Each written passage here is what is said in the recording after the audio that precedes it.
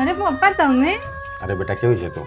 જય શ્રી કૃષ્ણ. આવો આવો, બેસો પપ્પા, હું પાણી લઈને આવું. એક મિનિટ, તું મારી જ દીકરી છે ને? પહેલાં તો પાણી માગો પર કહેતી હતી જાતે લઈ લો. પપ્પા હવે હું વહુ છું. જ્યોતિ, ચા બની ગઈ? હા મમ્મી બની ગઈ, બસ 1 મિનિટ લઈને આવું. લો પપ્પા ચા. વાહ, આપણા ઘર તો 1 મિનિટ એટલે અડધો કલાક થતો હતો.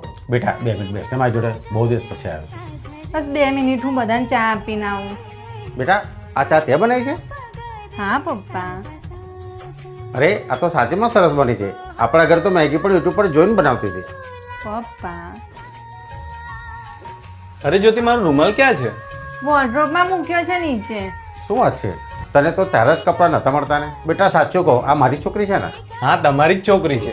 પહેલાં તો તું બધી વાતે જીદ કરતી હતી, હવે બધી વાત પ્રેમથી માની લે છે. પપ્પા હવે હું છોકરી નહીં, વહુ બી છું.